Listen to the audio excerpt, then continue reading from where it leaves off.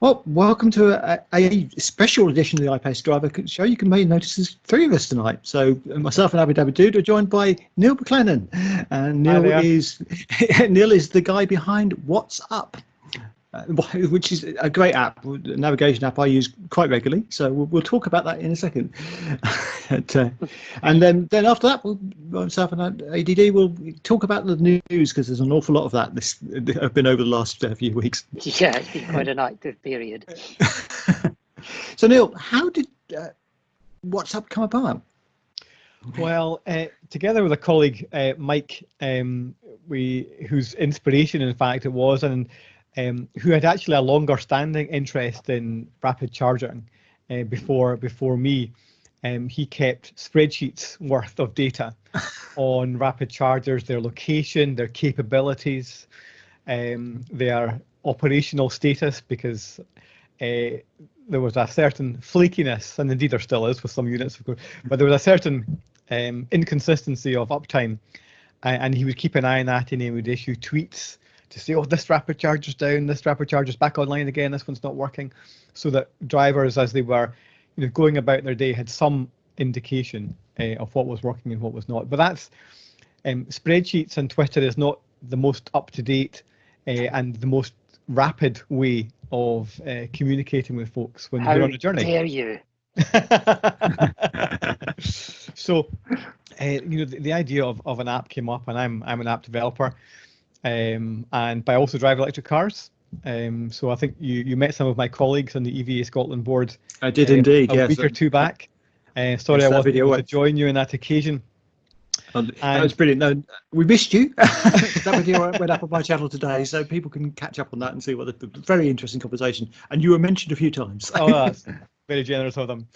And I had a first gen Leaf, and this with a small 24 kilowatt hour battery, and being able to find rapid chargers for significant journeys is important. I have the newer Leaf now, and finding chargers is slightly less challenging now for me. But we designed the app really with the novice driver in mind, but also something for the experienced driver. Mike knew of folks who had paper and pen and were working out postcodes for their long journeys. They've got 300 miles to do, and they've got postcodes and GPS coordinates, and they're doing distances. And it was just, they would keep spreadsheets of their journeys so they would know when to charge and where to charge. And that there has to be a better way of doing this across the UK. And so the app was born with a view to servicing the novice driver and the experienced driver, and giving them range confidence to make their journeys. Most notable about What's Up is what's not there, and these are the destination chargers, fast posts and slow posts. It's rapid chargers only. We even drew the line at semi-rapids, so it's probably not so prominent in this country, but in other folks, 25 kilowatt hour chargers are not uncommon. There's a few of them around my way as well. Oh, are there really? Okay. There's a couple in the Charge Play Scotland network as well, but there's only a few. Yeah. So we decided not to put in the destination chargers for reasons of clarity and the thought that What's Up is a driving assistant. It's an app to help you on your journey, and when you're on your journey, it's a journey charger you need. And there are indeed other apps. I'm not going to name any here, but I'm sure we can all do that. Mm-hmm. Other apps that have the wider gamut of chargers, and if when you reach your destination you need somewhere to park your car overnight, then there are other places you can go to look at that. And indeed, there's a much wider choice. Rapid chargers are rarer breeds to find, being the more expensive, of course, of all the chargers, and obviously slightly heavier on the electricity network. So there are fewer of them around. So it's important that when you need one, you can find one. Indeed. What do you feel that makes your app stand out from those others that we're not going to mention? I think clearly I'm biased, of course, and I think there's because we're not cluttering it with other things, and that's not to say others are cluttered, but because we're not putting in destination chargers, or indeed adding other value features. Do we do commenting? No, we don't. Do we have pictures of the charge points when you get there? No, we don't. Could we add them? Sure, we could. But we went for a cleanness of approach, a simplicity of approach that gives you the information you need, and then you crack on with the rest of your journey. So, especially if you're using it as a driving companion, with it on the dashboard, you just want to see the information you need and then concentrate back on the road again. And so that simplicity of approach we feel is one of our strengths. Just one or two taps, and you find what you need, and then you go on your way. We try to be as automated as we can, so we'll only show you charge points that are compatible with your vehicle. And if coming soon, we'll perhaps talk about some coming soon features a bit later on. But things like filtering, so charge points that belong to a network that you're a member of, for example. Rather than seeing all the charge points. Now, depending where you live, there might not be a charge point for 20 miles. Depending where you live, there might be 400 charge points within 20 miles. And so being able to sift that can be helpful. Yeah, because information overload sometimes can be a little bit dominant when you're in those areas where there's a million charges. Yeah, absolutely. And from a development point of view, I try to create something that's generic, because the more times you try to account for a use case, the more challenges you have to maintain that. And clearly in areas like London, for example, where the charger density is super high, do we want to do something special for high density areas? But if you're up in the northwest of Scotland, where there really might not be a charger for 20-30 miles, which it sounds a small distance these days, but there was a time where that 4 or 5 years, you'd be traveling a lot longer away than that. And I think there are still parts perhaps in Wales that don't have the investment in the charging network that we see in other places. So we try to be as generic as we can be, but that comes with compromises, to cope with the extreme rural locations, but also the high density inner city areas. Yeah, I mean, you see it a lot on tech forums and things where people are talking about an app, and you invariably get a huge line of requests saying, "Can't you just have this and enable it with a toggle switch?" Yeah.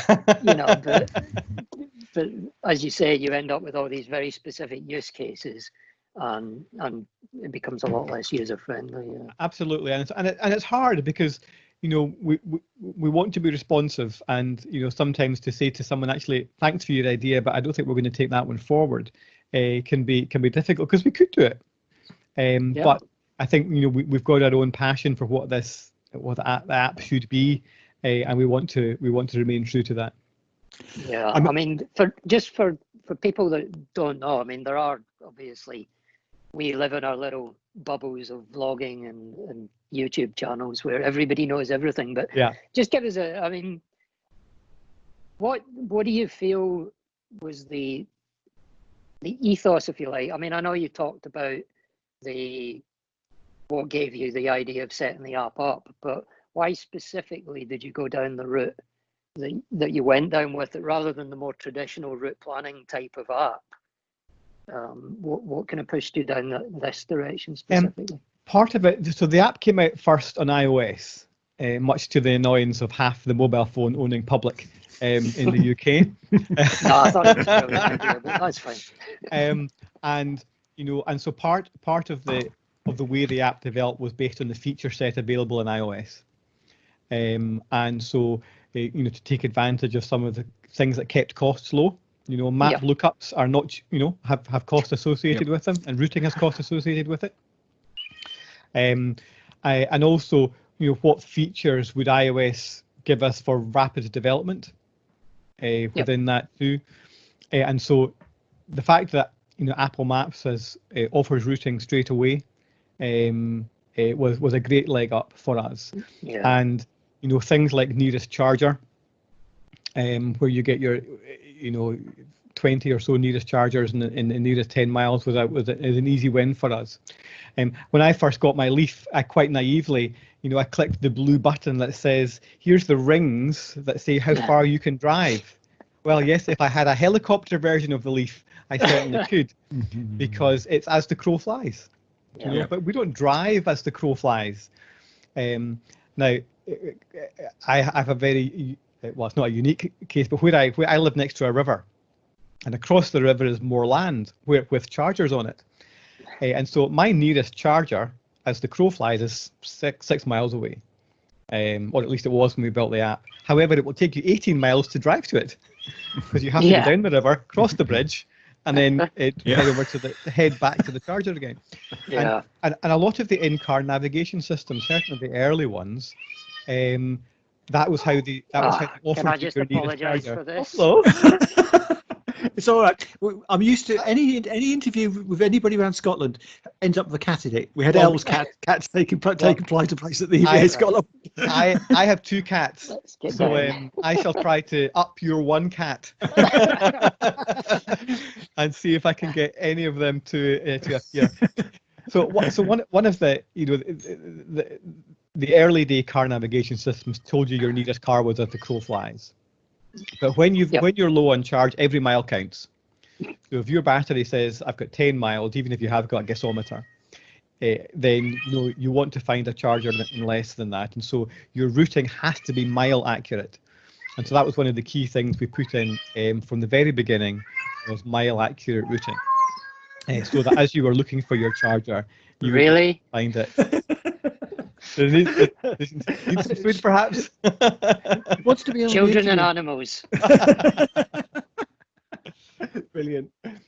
But you're absolutely right. I mean, I've had that experience as well. There was in the early days when I borrowed a Tesla and there was a supercharger, and the navigation told me I could get to the supercharger in about 15 miles. But what it hadn't told me, it was on a road which was actually inaccessible from the road I was on. So I actually had to go all the way down the end of the road, turn roundabout, and come back up to be able to get to it. And that was scary. And that's one thing I really do like about your app. I mean, you have now got it on Android, haven't you? So we do, yes. So a special shout out to Scottish Power Energy Networks, who provided the funding for the Android development version of that, and supported that through the Green Economy Fund, which is a fund designed to promote low carbon economy technologies. So just a wee shout out to Scottish Power Energy Networks for that. Thank you. But yes, we're now on Android, and of course now we're playing the feature game, because occasionally Android gets a feature ahead of iOS, and occasionally iOS gets a feature ahead of Android. So Android's currently winning. With Discovery Mode, which is anxiously awaited on iOS, I know. So we're looking forward to bringing Discovery Mode soon, along with a few other features. But yes, it's great to have it on both platforms. The sad demise of Windows Media devices made things a bit easier, so we don't have to deal with that technology anymore. But it was on the cards in the very early days. But yes, Android and iOS, and they're both under active development, which is great, because we want to keep going. Excellent. So you talked about Discovery Mode, which I think that's a paid feature, isn't it? It is, yeah. So give us a bit. I mean, your normal interface is basically you select a destination, it gives you a list of charges en route, and then as you're driving along, you get all the charges that are upcoming. Which I love that feature. That's fantastic. Yeah, I mean, and you don't even have to be driving on a route. You just have to be driving around, and charge points will come and go, so that you can opportunistically think, actually, I wasn't going to charge, but I see there's a charger nearby. I see that it's available.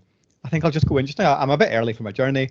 I'll just pop in and take a charge, and it allows for that more opportunistic charging. I used to think that nobody uses SatNav for their commute and for their daily journey, until my wife told me she uses it every day. Wow! Just because it gives you good ETA on your journey, and because she's coping with Edinburgh traffic in the morning, and that and the swings and roundabouts, quite literally, of how that works, that actually folks using WhatsApp, even when they know where they're going, is a really common feature. Because it's just good to be aware of what charges are around, what's online, what's busy, what's broken, so that even they can begin to plan their journeying. So you mentioned that's something. That was something I wanted to bring into it. Actually, was one of the things that really impressed me early on with your app was that you had that live data on, particularly for me, Charge Place Scotland, which nobody else seemed to have at the time. And Yeah. kudos to you for pinning it down however you did. Yeah. I mean, that makes such a big difference, I think. And presumably, being a poor, unloved iOS user, discovery mode makes good use of that. But it is very, very useful when you can see how many chargers are around you to be able to then go, which one's got stalls available. But obviously, there's a few missing networks at the moment. I'm not going to name names, but There are, but you just have to download the app to find out who they are.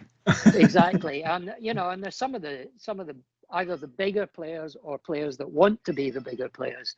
What do you think's holding them back from providing that data to people like yourself? I mean, clearly we've approached them all on several occasions to try and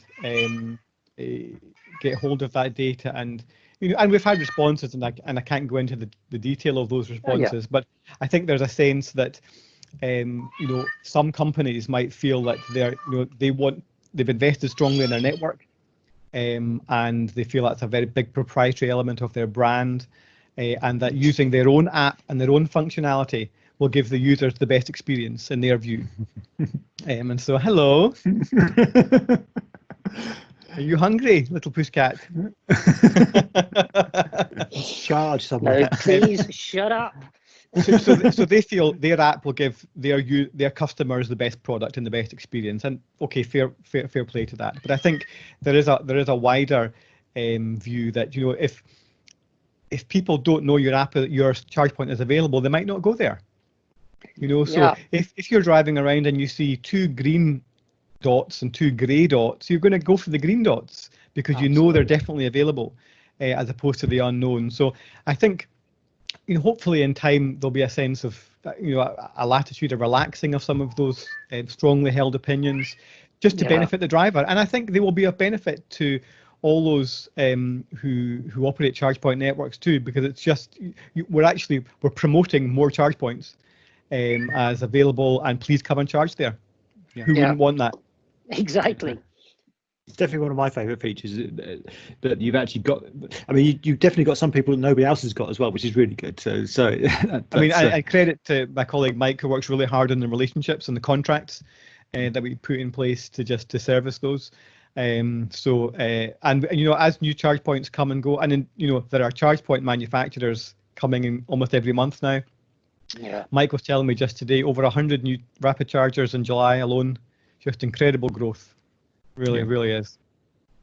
Yeah, I've been talking to a lot of the charge manufacturers and suppliers of the equipment, and the numbers they're actually pushing out at the moment are just unbelievable. I mean, virtually always just hung up on the DNOs doing the connections to actually get them actually installed. It's amazing.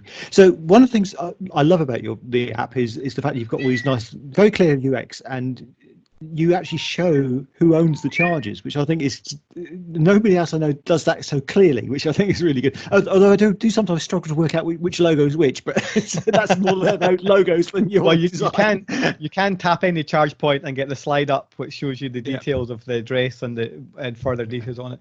Yeah, I mean, it's a labour of love doing that, I have to tell you, just from a design point of view and creating all the variations for that. But it is super helpful.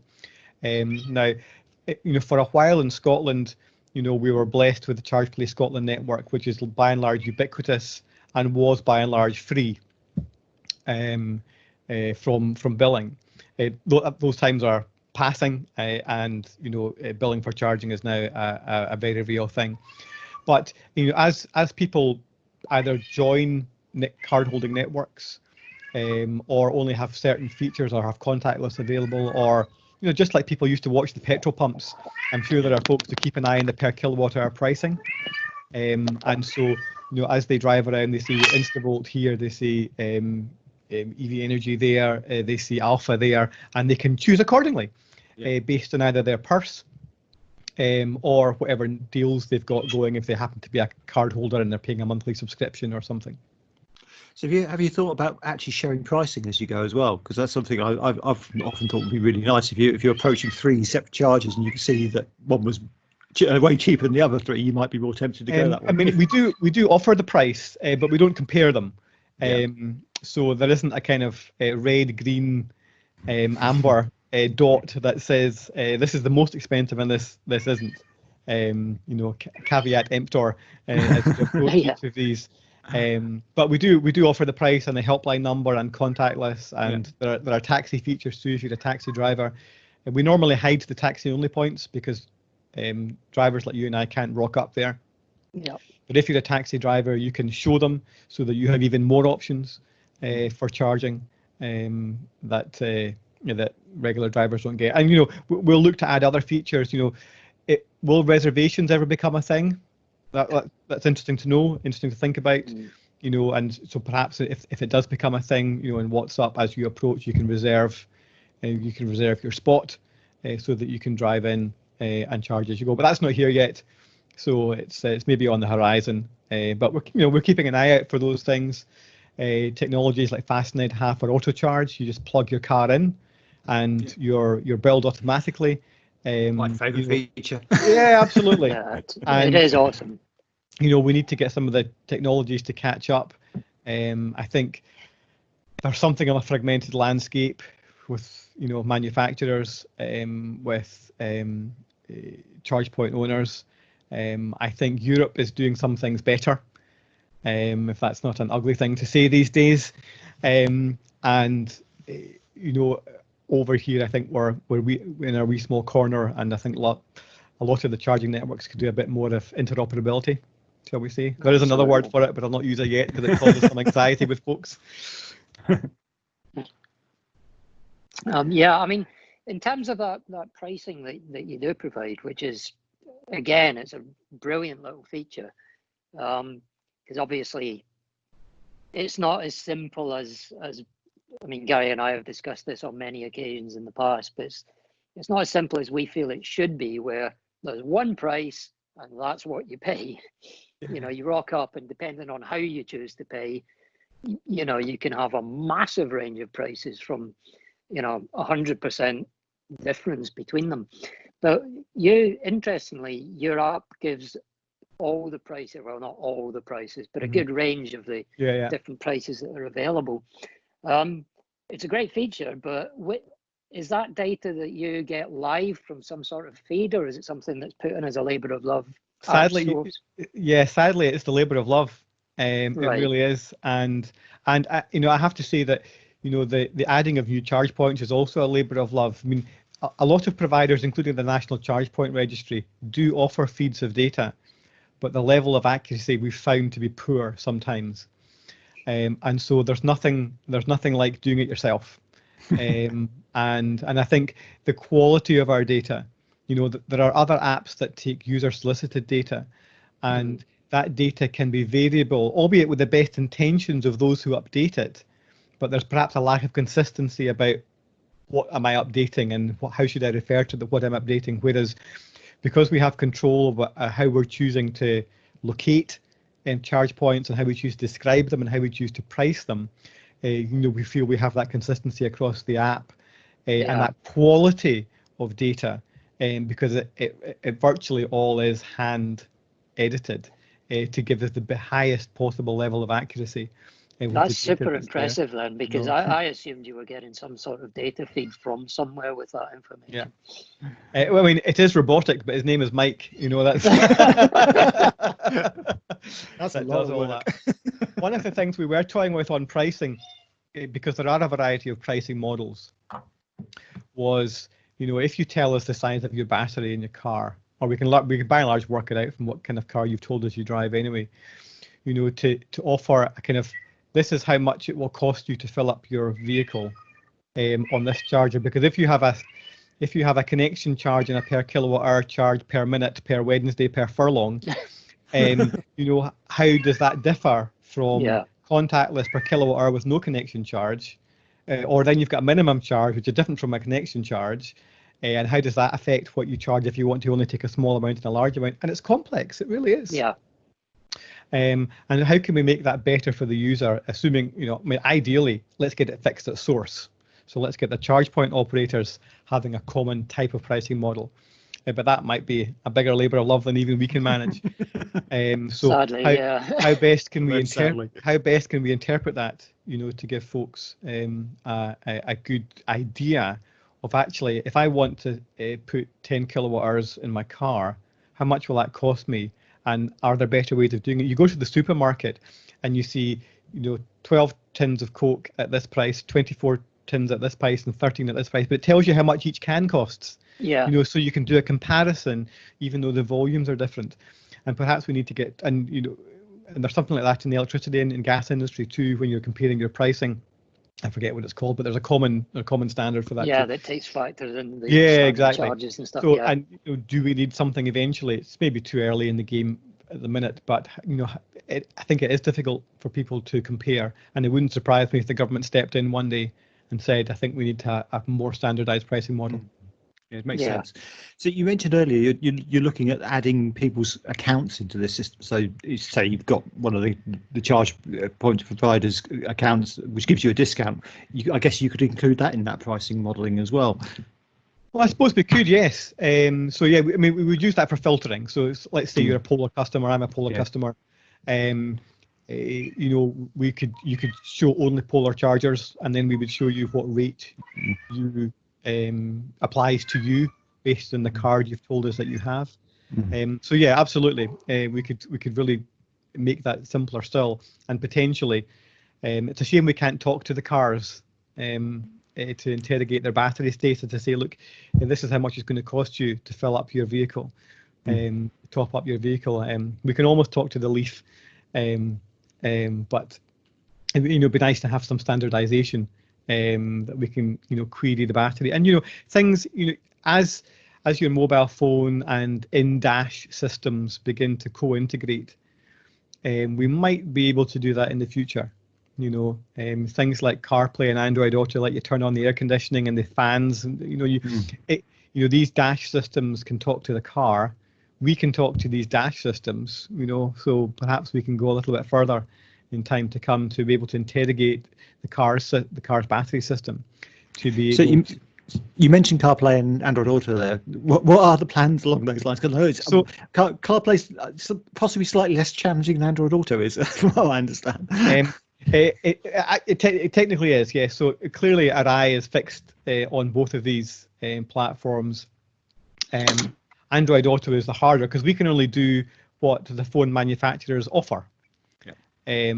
Android doesn't offer independent third-party apps to offer navigation features. Now you might look, Waze is on there.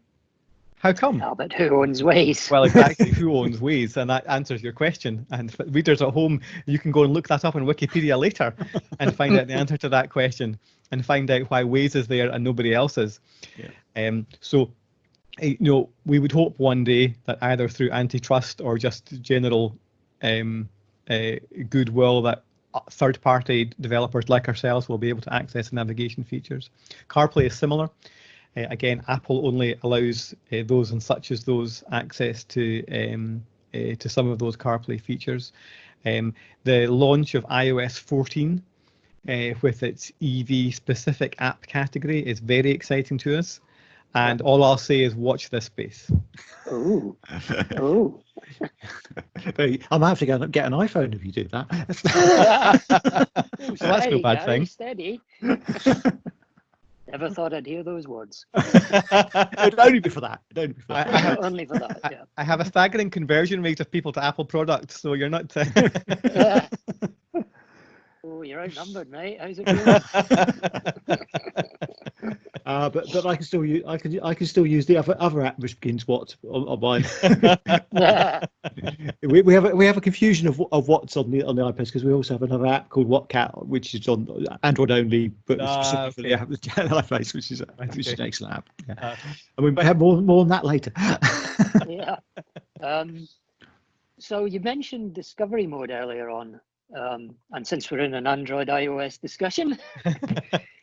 Any ideas on a timescale for that for iOS? Is there? I have it running on my phone. Okay. So we've got a couple of last niggles just to sort out to do with just in tilt mode, showing the geometry and the geography of where the charge points are. Right, yeah. Until I went into doing mapping on apps, I never realised how much my high school geometry would come to the fore.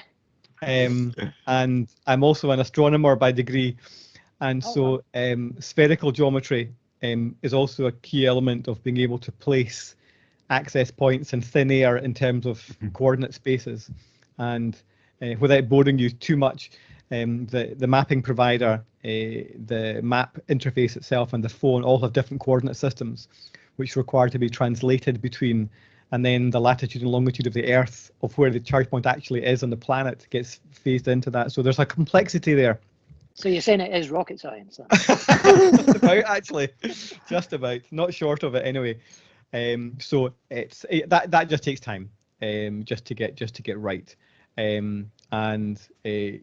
Whilst we can, my colleague who works on the Android version, we can share some levels of code, but the way the iOS devices and the Android devices describe their coordinate systems are radically different. I know all about that. There's no copy paste that we can easily do, that we share code for a lot of other areas. Right. Very challenging indeed. So have you got any other features coming up? I mean, we talked about Discovery Mode. So actually, but before I move on to other features, Discovery Mode is a subscription service. What do people have to pay for that? On Android, I think it's 99p a month. And I think iOS wouldn't be too different. It'll have to be the same, or people will be upset. I think that's well worth it, to be honest. Yes, if it's not the same, there'll be a war. Yeah, or you could make it cheaper because we've had to wait. But just saying. So new features. So filtering, is one of the next things, and not just on ChargePoint network, but also on ChargePoint power. So, Okay. So as we see higher powered chargers coming to the fore, that for those cars that can cope with it, and would rather only see chargers that can deliver 100 kilowatts and above, for example, then you can filter by ChargePoint power. You can filter by payment system. So if you've only got a debit card on you, I don't want to see any networks where I have to have an app or a card or something. Yeah. And I think we'll be filtering a few more filters based on distance, and a few other categories that I'll need to try and remember one day. I'm so sorry. I don't even know what that was.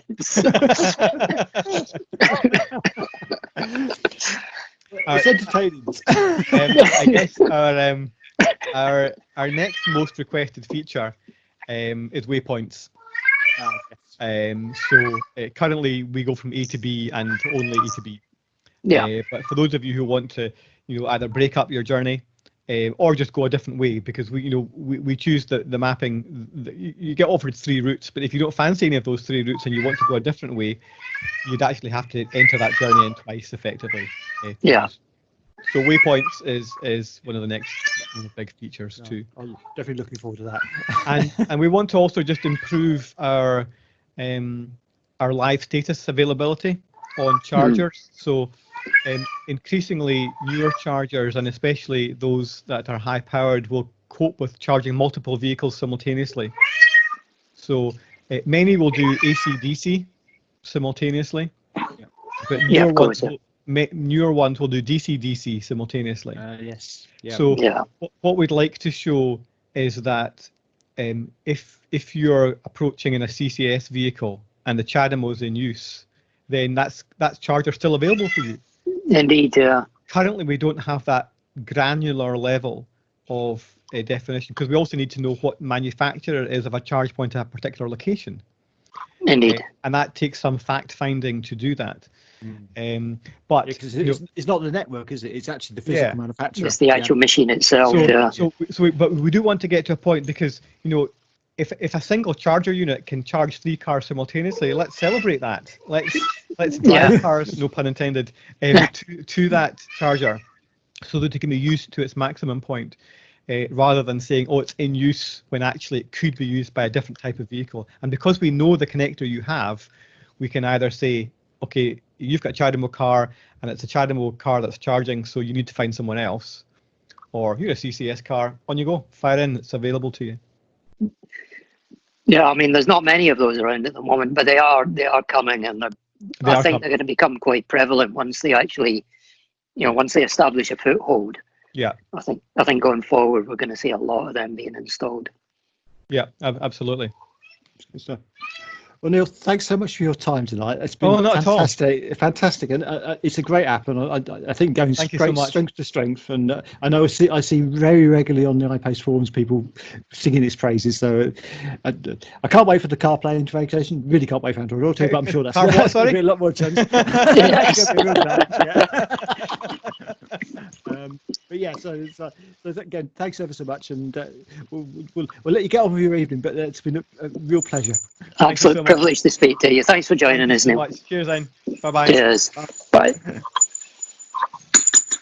That was a fantastic interview, wasn't it? I mean, great app and great app and really interesting guy to chat to as well. Yeah, so it's good stuff. And also, we did mention quite a bit in that conversation the EVA Scotland interview I did, which, despite a few audio issues with the recording, is still really interesting to listen to. There's some great information there, stuff I just did not know. Yeah. Well, we know all about audio problems tonight, don't we, Cat? The Cat, yes, indeed.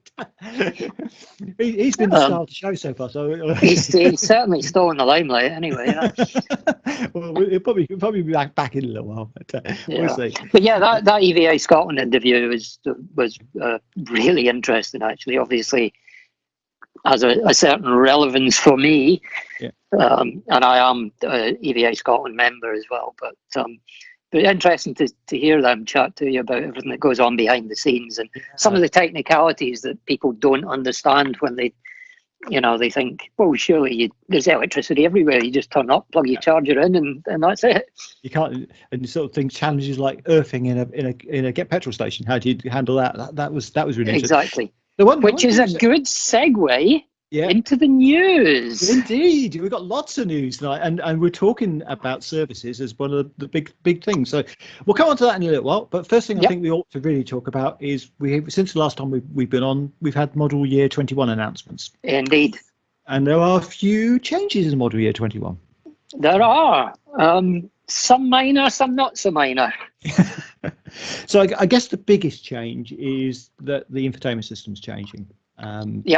That, although some may argue one of the other changes is the biggest change, but we'll come on to that in a second. But this is going to be the second implementation of Pivi Pro in the JLR group. I think the first implementation in Jaguar. So Pivi Pro is, for people who don't know, is the replacement for the Touch Pro Duo system we have in our current iPace. It's the physical hardware of basically the touch screen, all the touch screens, and the software that drives them, and the processors that drive them. And the critical thing with Pivi Pro is a much faster processor, so it can cope with all the stuff it needs to cope. I don't think, interface wise it is different, but functionality wise I don't think it's going to be hugely different from what we've got now in terms of what's in there. I'm hoping to line up once the first Model Year 21 cars hit the dealers. I'm hoping to line up a look at Pivi Pro in its full glory with all the EV features in there. Yeah, I'm trying to do the same. I understand. So they've got them all. But it has some nice online feature abilities. Back-end stuff which is changing, so dynamic routing based on charger availability and all that good stuff will be hopefully in that. Again, so are they moving away from here? I haven't actually heard the answer to that. I still think it's here maps behind, at least the mapping behind the scenes. Whether it's actually here providing service, I don't know. But the lack of announcement on it makes me assume that there's no change. But and to be honest, I think more details will come out on that as it get closer to the date, because I suspect that some of this is still under development, and the EV part of it probably didn't actually need to be ready for the launch day announcement. Exactly, yeah. And we know that there's been some videos in the last couple of weeks of people actually having problems with Pivi Pro on the Jaguar, on the Land Rover. Sorry. I've seen that. So some rough edges on that. So it's software. it is software, and we all know all about that. So it's I think, but it's great to see that they've actually taken the decision to put that into the new iPace, because I understand that was a very last minute decision. It was very touch and go with that was actually going to go in the new iPace this year. Yeah. For this year, and it's good to see it's coming, because that's one of the things people do complain about. I mean, it must admit, I suspect that's why it was pushed through so heavily. Is that almost every review you ever read, it gets a mention. It's never. In the early days, it was quite a strong mention. Now it's more of an afterthought of the infotainment could be a bit speedier. Yeah. Because they have refined it and they have improved it with updates. I mean, we discussed this before. I mean, I don't struggle with it at all now. I think it's I think it's perfectly fine now. Yeah. And I've been doing quite a few calls with new iPace owners the last few weeks, especially some of the people in the NHS. And general opinion I get from most people is, what's the fuss about with this? Yeah, exactly. It's fine. But had they been around for the early days, they may have. And had other opinions. Yes. Yeah. So I think that's really good. Along with that comes the new camera system, which I think you had a look. Did you have a look at this in the Defender? I did, yes. And it's good, but I feel it's. How shall I say this? It's something that all your friends will look at and go, wow, that's impressive. But in terms of actual day-to-day use, I kind of feel that the top-down view, we're talking about the 360 camera here.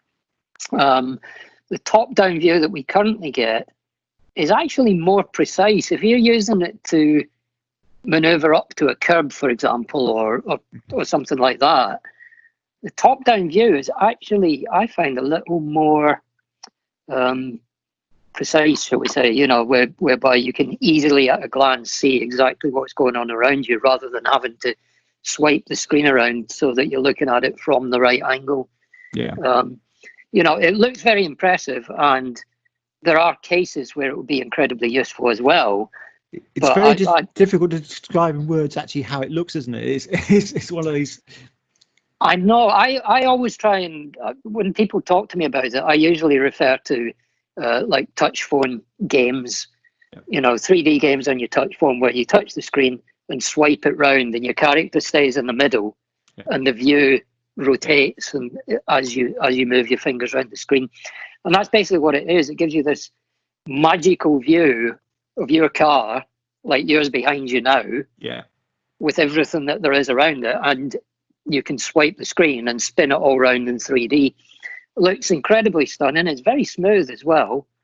But yeah, for me, I have to say that I find the old top-down 360 view.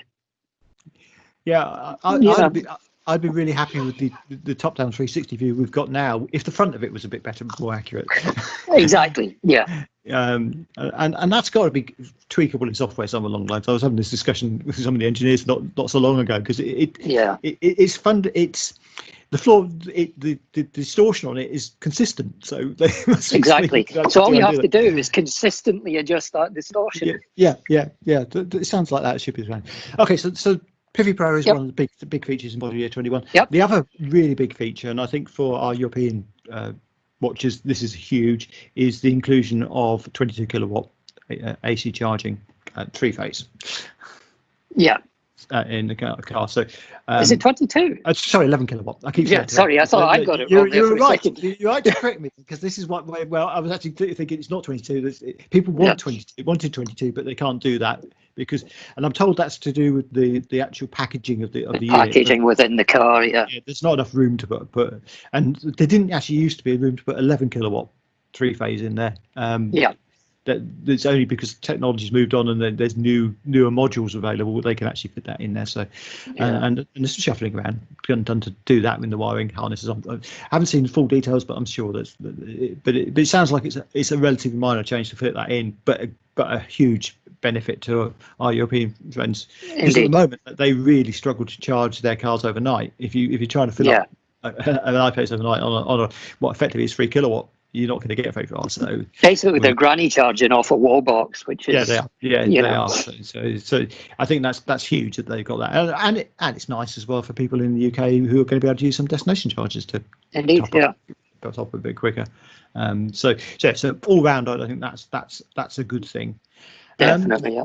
I'm trying to think what other news we had. I mean, there's some tweaks to what's available standard spec. Indeed. There's the ClearSight rear view mirror. Oh, of course, yeah, ClearSight. I almost forgot which that. is an option. Yeah. For those who don't know, if you look at Gary's car over his shoulder there, the little shark fin on the top of the roof there at the back. Optionally, I believe it's an option on all models. Is it standard on the HSE? I think it's standard on the high model. Yeah. Yeah. But anyway, within that shark fin at the back, there's a little camera now. Yeah. And the rear view mirror has a switch on it where you can switch it to mirror mode or camera mode. And basically, you can use the rear view mirror with the feed from that camera going into it. So if you've either just got, if you feel the rear visibility isn't good enough for you, which a lot of people do, or if you just prefer it, you can switch to that view now. Or if you've loaded the back up with stuff and the window's blocked, you can get your rear view mirror from that feed on the top of the rear roof of the car. So one of the things I found quite interesting reading the spec on that was it actually says this is not advised for people with multifocal lenses or bifocal lenses, which I thought was quite interesting. I've also heard exactly the same criticism levelled at the door mirrors on the Audi e-tron and the Honda E as well. Yeah. And I can see why that would be the case, because it's definitely if your eyes can't adjust because you haven't got the point exactly. People miss the I suppose the technicality whereby a mirror has an infinite focus on it. Yeah. And a camera doesn't. Yes. So you're focusing on the image, where in a mirror you're focusing on the reflection. If that makes sense. Yeah. So but at least you can always turn it off anyway. So you've got the option. So I think that's there's quite a few tweaks to the look of the car in terms of minor tweaks, but there's a change. Minor cosmetics, quite nice ones. Some of them. The front grille's got these highlights on them, which makes it look kind of sparkly. Indeed. But if you don't like sparkle, you can actually have a blackout mode now, which even blacks out. Blacks out the logos, and you can even have a no logo option as well, which I thought was quite interesting.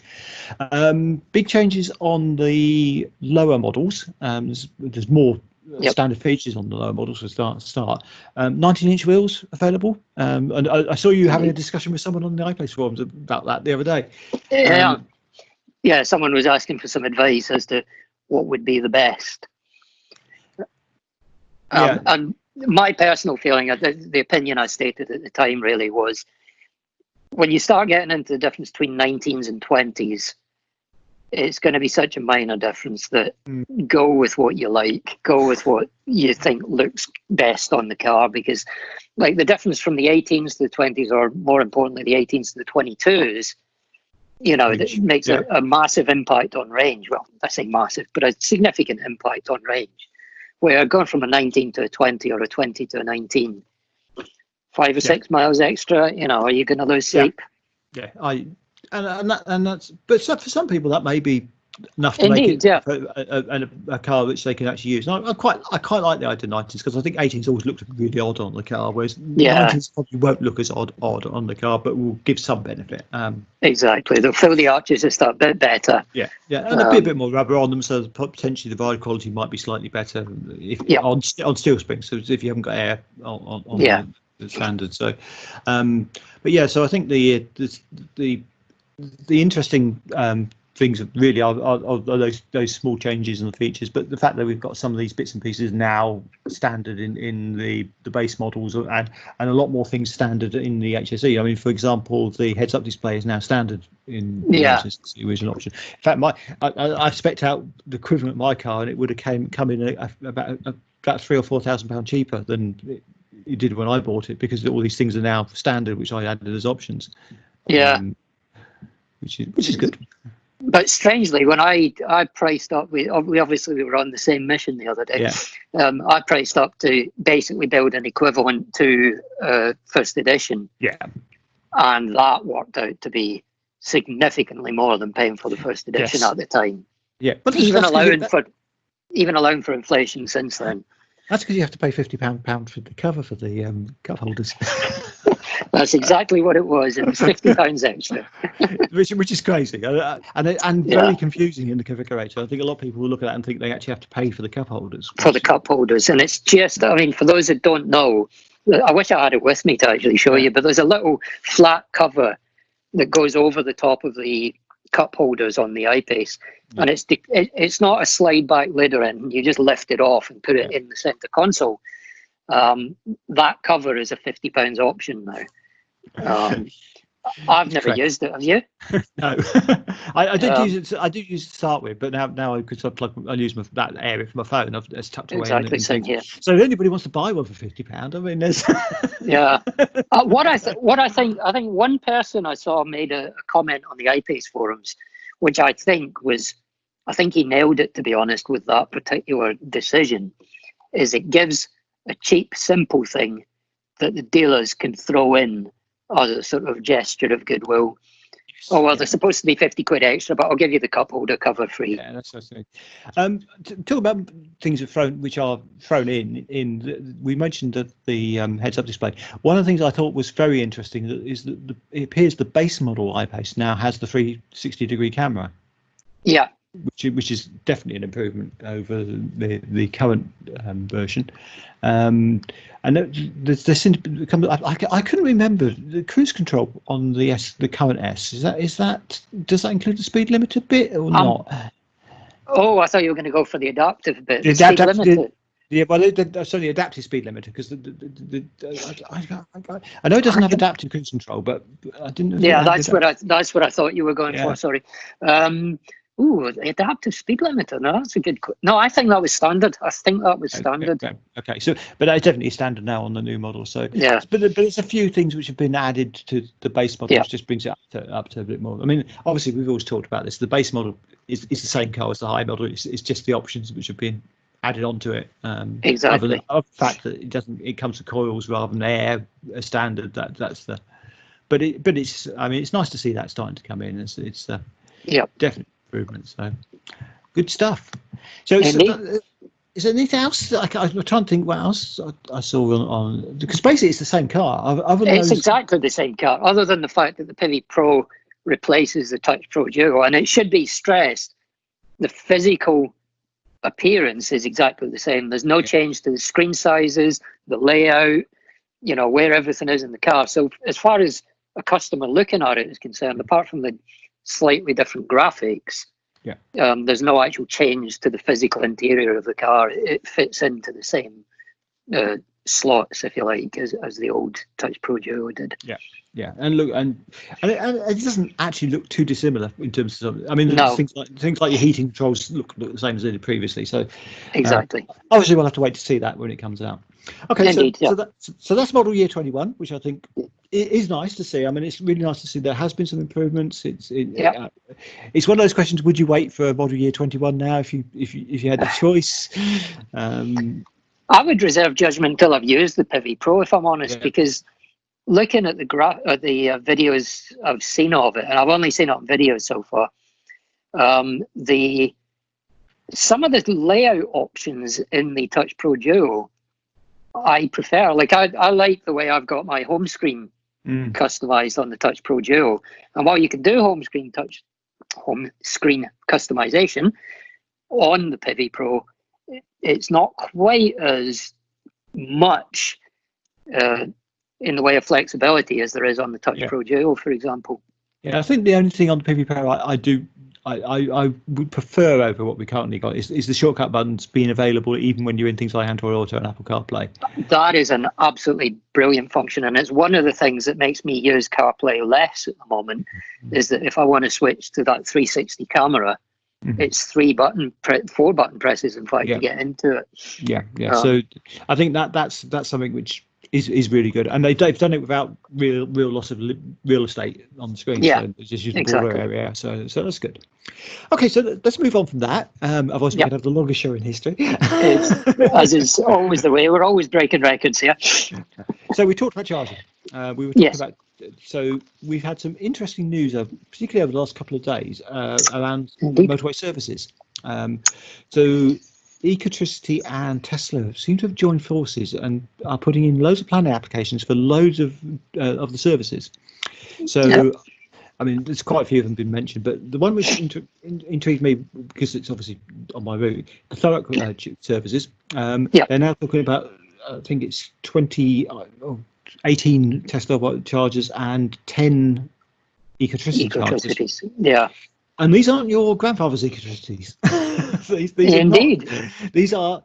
They appear to be CCS only from what I've seen in the pictures they've been putting out. The pictures that they've shown were CCS only. Now, remains to be seen whether the final version, because those chargers can be purchased with a CHAdeMO connector as well.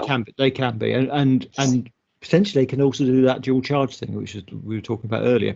So, Indeed. but these are tritium chargers, which is Yep. one of the more reliable makes. Our friends at Instavolt use these all the time. So It'd be interesting to see if that remains the case once they're in Ecotricity's hands. But well, they obviously need maintenance, which may be a question. But but actually the chargers themselves are incredibly reliable and they are. Yeah. Relatively easy to use and do support contactless. So hopefully contactless payment will become part of the Ecotricity thing. Now, I suspect this is actually taking advantage of the new government funding, which actually one of the criteria for that is that they had to have contactless payment on. Exactly. So I think that'd be good. I mean, that government funding does mention that it has to be available for all electric vehicles. So, but the argument I've been hearing is that this is not replacing existing Ecotricity chargers. This is all additional chargers. So the current CHAdeMO enabled chargers will still be there, and the high powered AC chargers will still be there as well. Okay. So yeah, that's an interesting one in its own right. But this looks really good.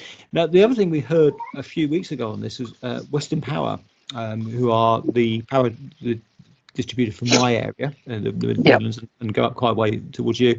The DNO. Have been doing some experimentation with chargers to make them easier to install. And our friend is back. Hello. It's been a while. We missed you terribly. You're still not going out. Go away.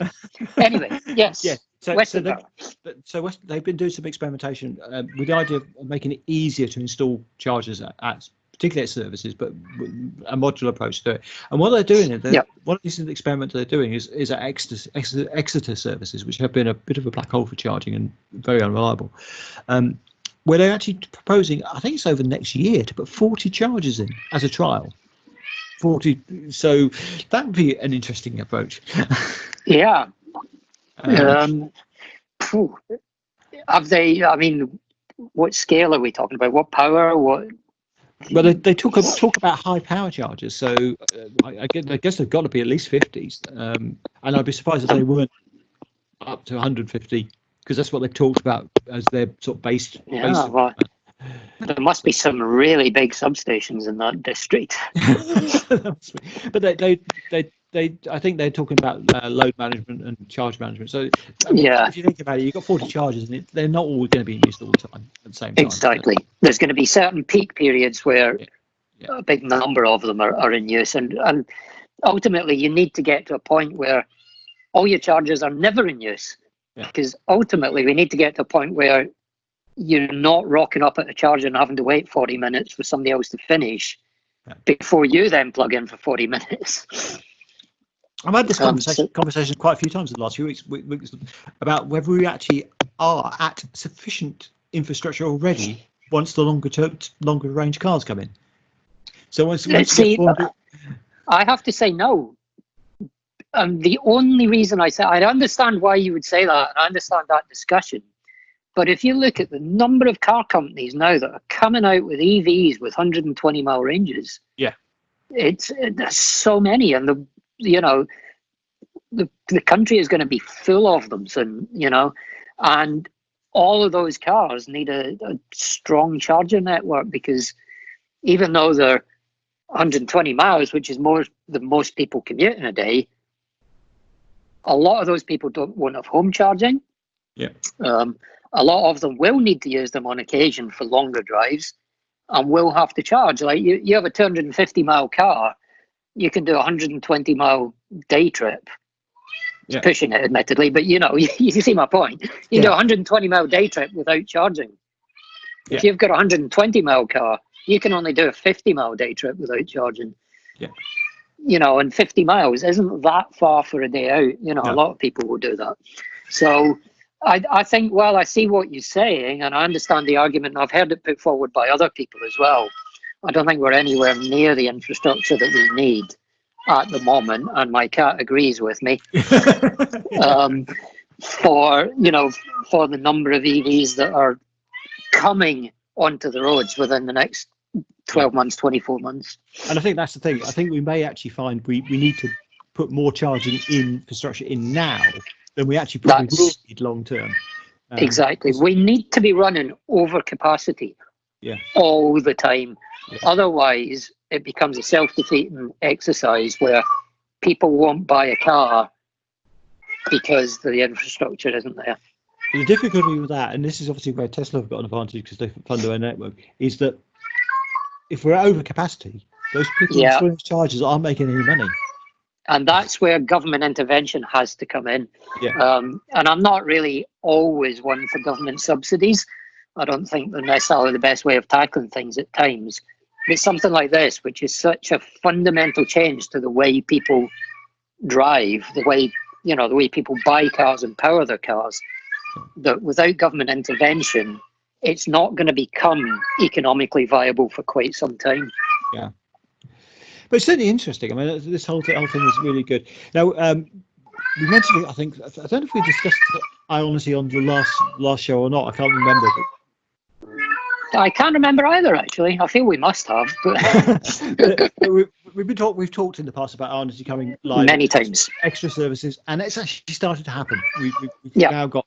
So in my area, there's 3 sets of Ionity chargers have come live recently. Some you have to pay, some you don't have to pay money for. So it's indeed, yeah. And as your cat is telling us, we need to tell people how they can save some money on. Exactly. Thanks for the reminder, Birkin. Great help. You're such a good help. You're not going out, right? So yes. Yes. So I don't remember if we discussed the various ways of saving money on Ionity, but Main-Gal, however you want to pronounce it, is actually Main-Gal. Or people say Main-Gal because it's easy to work out how to spell the app you need to download. Is the cheapest per kilowatt charge at the moment. And actually got slightly cheaper because they passed the German government's subsidy on VAT to the end users. Exactly. Good.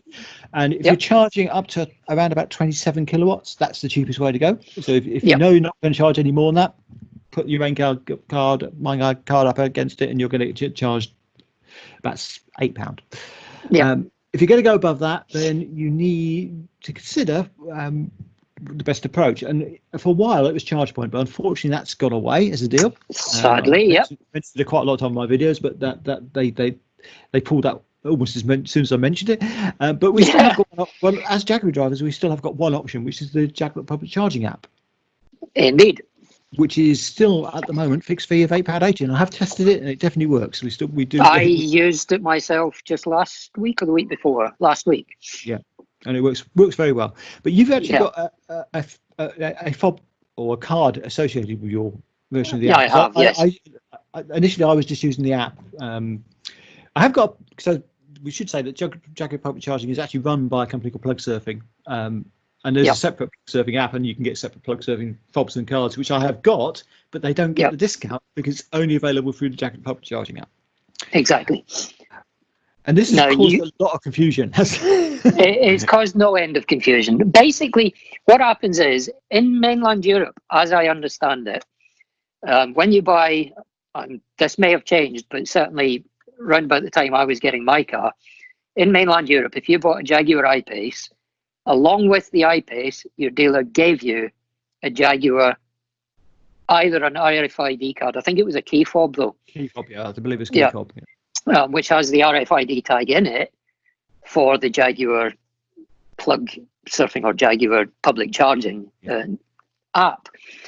Now, in Britain, I certainly didn't get one, and I've not spoken to anyone who did. Yeah.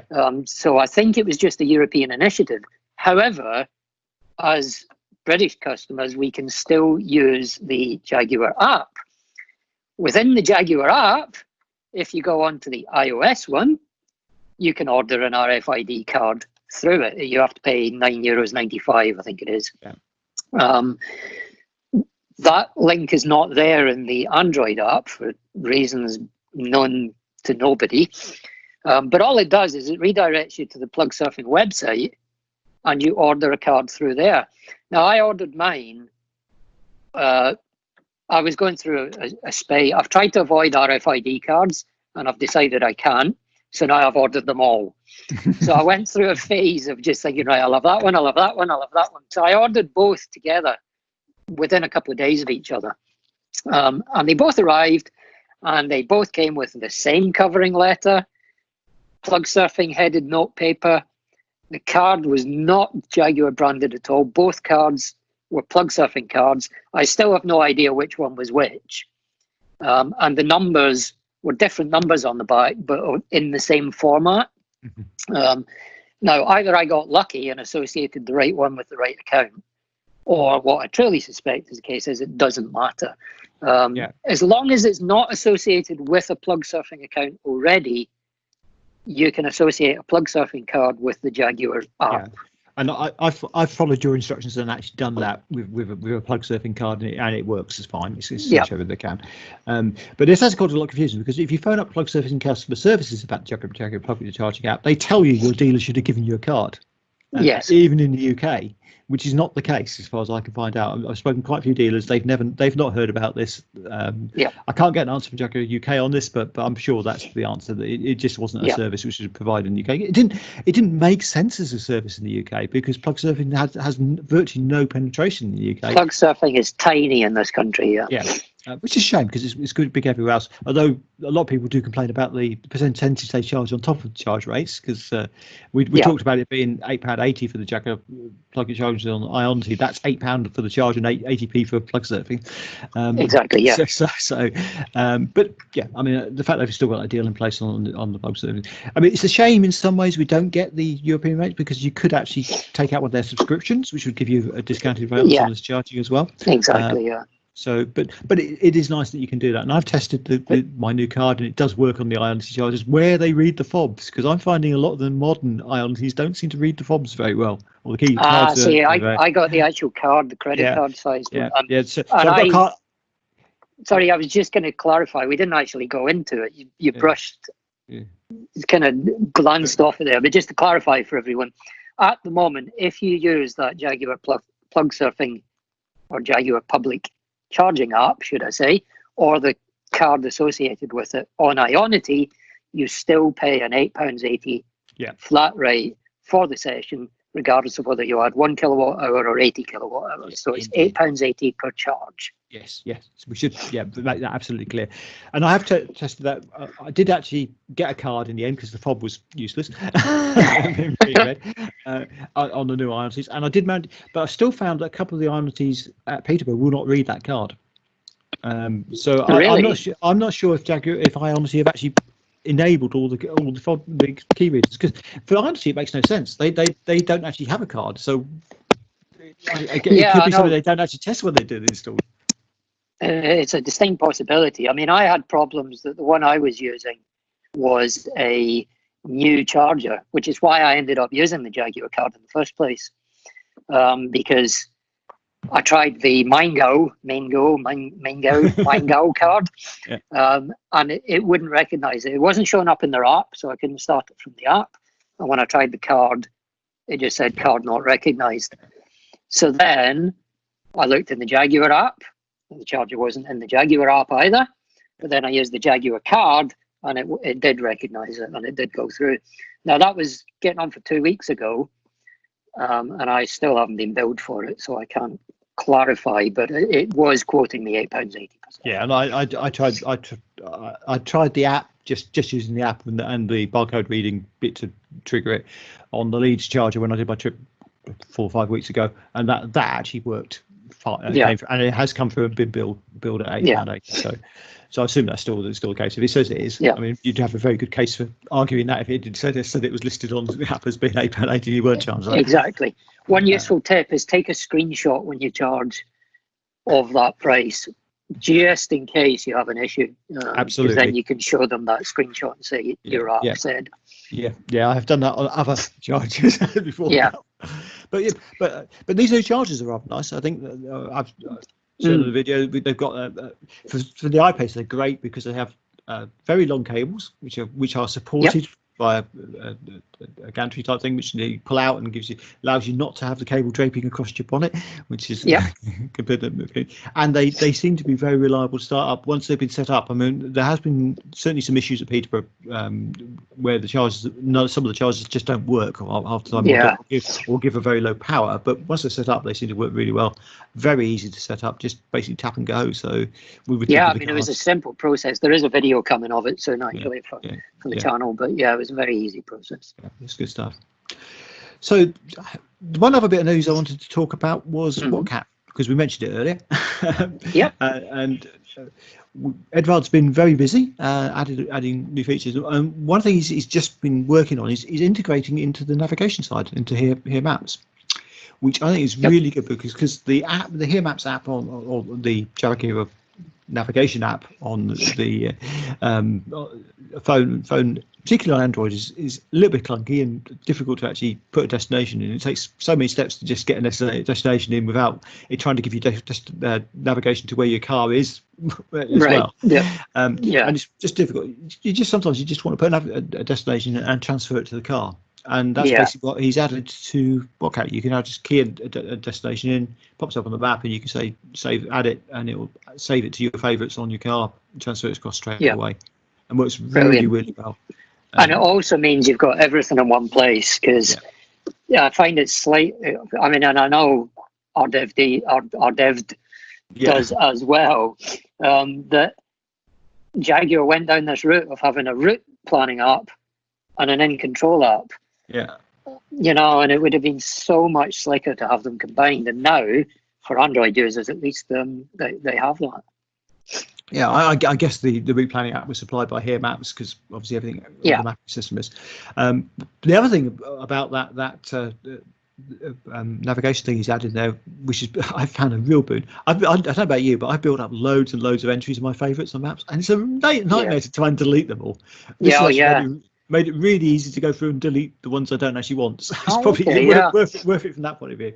So that's a really good change. Very impressed with that. The other thing he's done, we discussed this before, but he had this state of charge, the state of health of the battery, which was completely messed up when H.264 and H.280 came in because the API no longer supplies data which is actually useful. He's actually come up with a different algorithm which gives you, and he's not calling battery health, it's called optimal battery, and where it tells you if your battery is optimal not at each state of charge. And it seems to work really well. Mine's coming up 100%, seems to be quite solid. Other people I know who know they've got battery issues have been saying that it's showing the battery issue properly. So I think that's really nice. It's still optional, you can choose to use it or not. Again, it's something.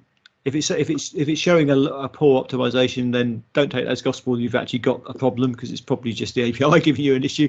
But it might be an indicator that you need to get something checked out with the garage. You need more evidence than just WhatCat. If all you've got is WhatCat telling you your state of health is X or whatever they're calling it now, that's not enough. But you need to be saying, my home charger is saying I only added 35 kilowatt hours, but it's 100%. And WhatCat is saying this. So WhatCat might give you an indication to start looking at some of this stuff. Exactly. Just double check it. But that's nice. Nice he's added that. And it's a brilliant feature. And I'm told that it's not out yet. That there's another new feature coming in the next few days. So more stuff coming all the time, which is really good. I mean, he's a very active developer, and it's been really good to see. Somebody getting so involved in the third party market for the Jaguar like that because Jaguar themselves have their app support. Well, I mean, the newer app I actually like, but it's still not as good as WhatCat or even for that matter, MyPace. Okay. Yeah, MyPace is good as well. But all good stuff. I think that's been a good roundup of what's happening in the iPace world at the moment.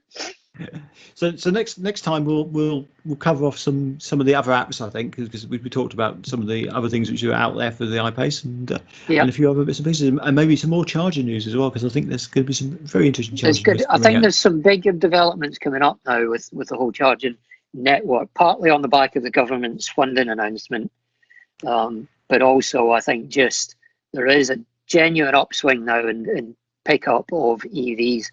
Partly because I think the health crisis has made people see how quickly you can improve your air quality, and partly I think just publicity of the publicity and increased choice have made people much more aware and much more flexible in what they can get hold of. Which is really, really good stuff. So I think we'll cover all that next time. We'll probably also talk about because we'll probably have a bit more information about the direction he's going. The new CEO of Jaguar, Jaguar Land Rover, who I think is a really good choice. Ex-Renault guy who's he came from nowhere. Well, not I don't mean he came from nowhere, but it came out of left field. It caught almost everybody off guard. But I think it's a good choice. He's got a strong commitment to electric vehicles as well, which I don't think will hurt. No, it definitely won't hurt, and he understands the market. So which I think is really good. So we'll cover that as well next time as well. Indeed. But for now, that's been a really good evening. It's been great to catch up with you again. Indeed, same. Thoroughly enjoyed it tonight. It was great to have a chat to Neil and find out what's happening with what's up. Yeah, really good stuff. All right, until next time, take care. Take care.